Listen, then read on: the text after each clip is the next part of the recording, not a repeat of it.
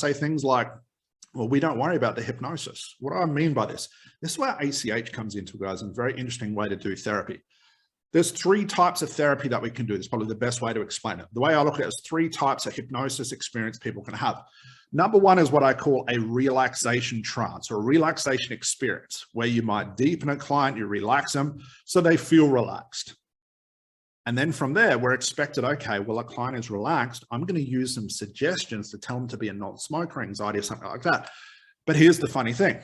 Just because a client is relaxed does not mean you have complete access to the unconscious mind. Think about it like this. Have you ever been laying on the couch watching a movie and been really relaxed? Did you have a breakthrough? People say, well, hang on, Scott, no one was giving me suggestions. What if you're watching TV and you're in this place where you're very suggestible, as it says you should be? Why are you not absorbing the suggestions on the TV, on the video? You could also have a therapist do the whole relaxation thing, tell you the suggestions, and you come out the other side and you say, yeah, I felt really relaxed, but my problem is still there. Now, I'm not going to get into the whole symptoms and scripts and all that sort of stuff. I've talked enough about that.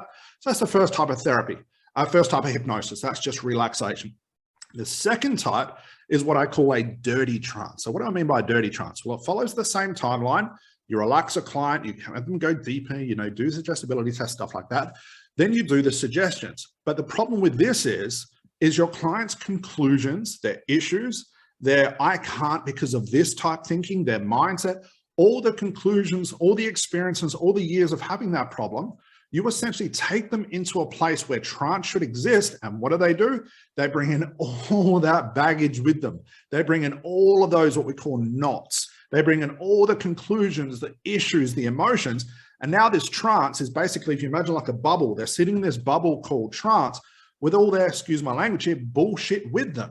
So no matter how many suggestions you throw at them, where do those suggestions land? They just bounce right off, all the negative stuff. They bounce off the conclusions, the backwards rationalization, the emotions, the this will never work for me, the doubt, the mindset, and then you pop your client out the other side and they're expected to have their breakthrough. But because of the dirtiness, so to speak, of the trance, all they've done is they've started the session with all their conclusions.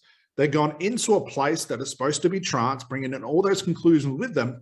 What do you think is going to happen when they pop out the other side? Those same things are going to be there, if not worse, because sometimes when a client is relaxed or in trance, it can exacerbate what already exists. Now think about that. It can exacerbate what already exists, meaning that the client goes into trance with all these doubts that this is not going to work.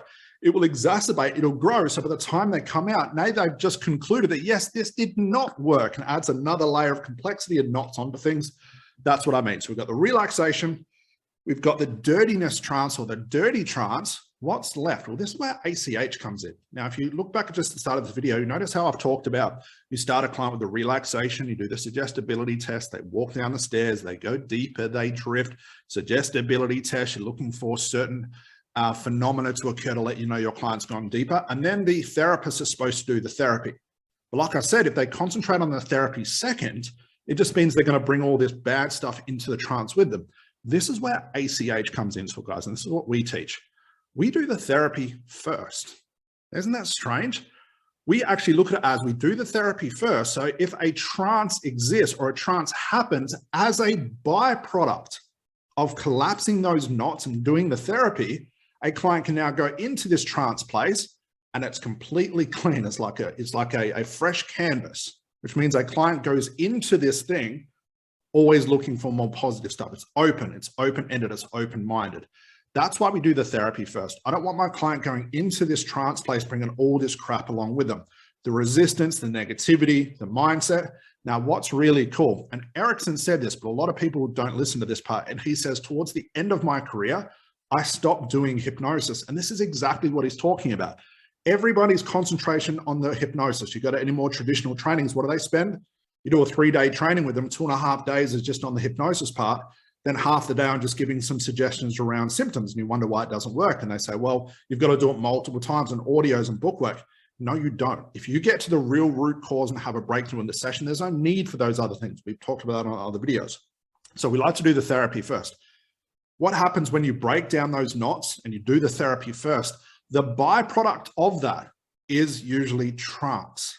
Now notice what I said here. Everyone thinks that if I do the hypnosis first, the byproduct of hypnosis is the breakthrough, but it's not, because remember, If you do the hypnosis part first and they bring in all their bad stuff with them, the byproduct of that is the problem gets worse. We exacerbate it. We talked about that just before.